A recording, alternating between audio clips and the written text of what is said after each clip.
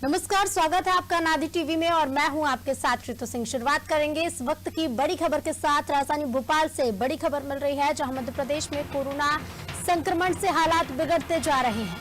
CM Shivraj ने बिगड़ते संक्रमण पर जताई चिंता। सीएम ने सैंपल टेस्ट बढ़ाने के निर्देश दिए हैं। संक्रमण की रफ्तार पहली दूसरी लहर से तेज है। 3 दिन में ही डबल केस सामने आ रहे हैं। संक्रमण की चपेट में प्रदेश के 28 जिले हैं। भोपाल में एक ही परिवार के 11 लोग संक्रमित पाए गए हैं। 24 घंटे में प्रदेश में 151 लोग संक्रमित। इंदौर में सबसे ज्यादा 80 संक्रमित मिले हैं। राजधानी भोपाल में 42 संक्रमित मिले हैं। 27 दिसंबर से 2 जनवरी तक 544 संक्रमित और ठीक होने वालों की संख्या 176 रही।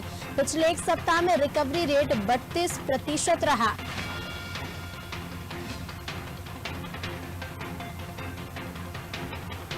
मुख्यमंत्री ने सैंपल बढ़ाने के निर्देश दिए हैं। और खबर पर अधिक जानकारी लेंगे। हमारे साथ हमारे संवाददाता नीरज श्रीवास्तव जी जुड़ चुके हैं। नीरज जी, मध्य प्रदेश में दिन प्रतिदिन कोरोना बढ़ता जा रहा है, आंकड़ों में लगातार इजाफा हो रहा है। मुख्यमंत्री ने भी अपील की है और कहा है कि जिस तरह से हालात बिगड़ रहे हैं, टेस्टिंग पर फोकस किया जाए।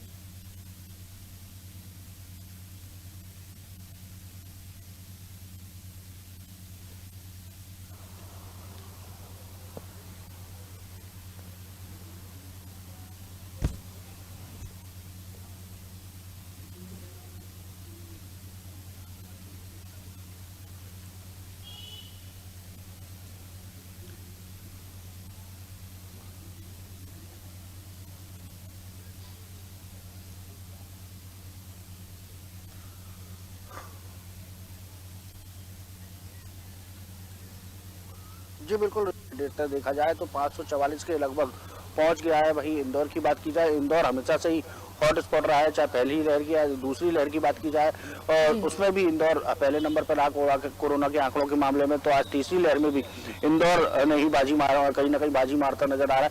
और जिस तरह से भोपाल की बात की जाए तो भोपाल में लगभग 47 केस मिले हैं। इसको लेकर मुख्यमंत्री शिवराज सिंह चौहान लगातार समीक्षा बैठकें कर रहे हैं, लगातार जिले के कलेक्टरों से बातचीत कर रहे हैं, अस्पतालों की व्यवस्थाओं का जायजा ले रहे हैं। यहाँ तक कि जो निजी और सरकारी अस्पताल है उनमें बेड बढ़ाने की भी जो कवायद है वो पूरी की जा चुकी है। जिस तरह से सारे जितने भी अस्पताल हैं जिनमें पिछली बार देखा गया था कि बेड की जो कमी है उसके कारण मरीज काफी परेशान होते नजर आए थे और एक हाहाकार की स्थिति निर्मित हो गई थी। लेकिन अब यदि बात की जाए तो कहीं ना कहीं अस्पतालों जो बेड की बढ़ाने की बात हो चुकी है, जो टेस्टिंग है, टेस्टिंग ज्यादा से ज्यादा मात्रा में की जाए, उसके लिए मुख्यमंत्री शिवराज सिंह चौहान ने दिशा निर्देश जारी कर दिए हैं, जिससे कि ज्यादा से ज्यादा जो संक्रमित है वो सामने आ सकें। तो कहीं ना कहीं मुख्यमंत्री शिवराज सिंह चौहान खुद एक्शन मोड में है कि किसी भी प्रकार की जो लापरवाही ना बरती जाए। पिछली बार जो हमने देखा कि कोरोना के समय में जिस तरह से ऑक्सीजन की कमी के बाद मौतों के आंकड़े सामने आए थे, तो अब ऑक्सीजन की कमी की भी कहीं ना कहीं किल्लत दूर की जाने की प्रयास यहाँ पर किए जा रहे हैं। ऑक्सीजन का जो मॉक ड्रिल है, ऑक्सीजन जो प्लांट है, उनकी संख्या बढ़ाई जा रही है। 190 कुल ऑक्सीजन प्लांट है और अब उनकी मॉक ड्रिल भी चालू है कि जो सही गुणवत्ता की ऑक्सीजन उन प्लांटों से मिल रही है कि नहीं मिल रही। और तीसरी लहर का जो डर है वो कहीं ना कहीं छोटे बच्चों में बताया गया था, क्योंकि उनका वैक्सीनेशन नहीं हुआ था। तो इसके चलते आज से वैक्सीनेशन अभियान भी जो है शुरू होने जा रहा है। तो कहीं ना कहीं सरकार अपनी जो कोशिशें हैं वो पूरी कर रही है। लेकिन अब मुख्यमंत्री शिवराज सिंह चौहान खुद लोगों से अपील करते नजर आ रहे हैं कि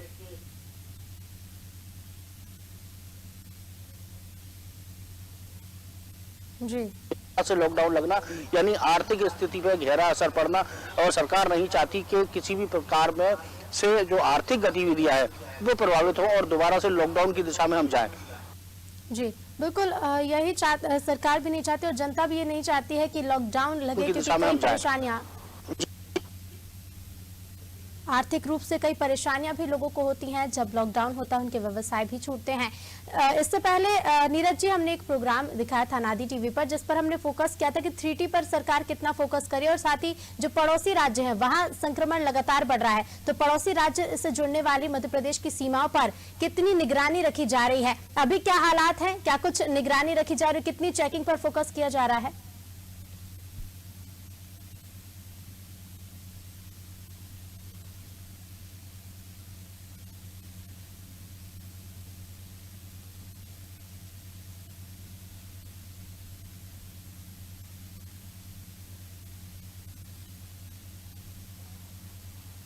जी बिल्कुल, देखिए महाराष्ट्र में जो है सबसे ज़्यादा आंकड़े निकल के सामने आ रहे हैं। तो महाराष्ट्र के जितने भी बॉर्डर हैं, खरगोन, खंडवा, यहाँ पूरी तरह से निगरानी रखी जा रही है। यहाँ से जो आने जाने वाली ट्रेनें हैं, और वो ट्रेनों से जब सवारी उतरती है तो बाहर गेट पे ही उनकी सैंपलिंग की जा रही है, और साथ में उनका पूरा जो डाटा है वो आधार कार्ड वगैरह लिया जा रहा है, जिससे यदि कोई संक्रमित पाया जाता है तो कॉन्टैक्ट जो ट्रेसिंग है उसमें फायदेमंद हो। तो कहीं ना कहीं अगर बात की जाए रेलवे स्टेशनों की, तो रेलवे स्टेशनों पर फिलहाल कई जगह जो है सैंपलिंग लोगों की जा रही है। दिल्ली से आने वाले मुसाफिर हो या मुंबई से आने वाले मुसाफिर हो, उनकी कॉन्टेक्ट ट्रेसिंग भी की जा रही है। साथ में जो विदेश से जो लोग आ रहे हैं, हवाई जहाज के जरिए जो लोग आ रहे हैं, उन पर भी सख्त निगरानी रखी जा रही है। क्योंकि सबसे ज़्यादा अभी जो आंकड़े सामने आए, जिस तरह से ओमिक्रॉन के जो मामले सामने आए, उसमें भी ज़्यादा से ज़्यादा भूमिका जो है विदेश से आने वाले लोगों की रही है। जैसे अभी शिवपुरी में कल एक मामला जो सामने आया, उसमें भी जो महिला वापस आई थी वो कनाडा से वापस आई थी।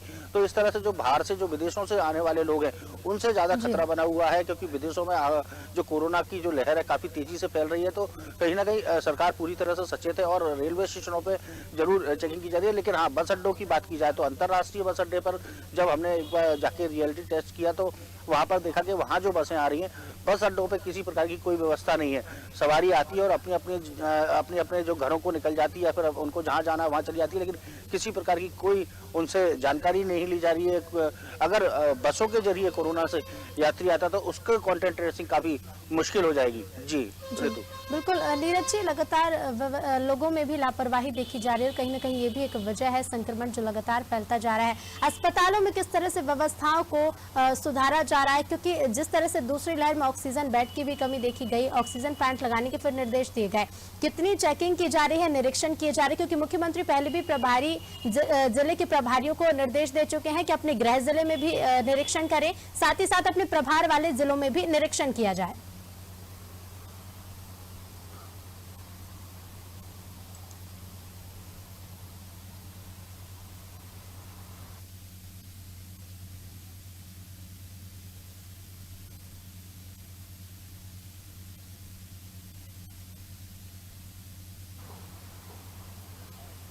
की जो संख्या बढ़ाई जाए निजी अस्पतालों से, जिनसे जी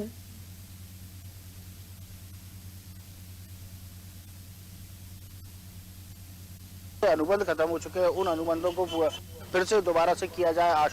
जिस तरह से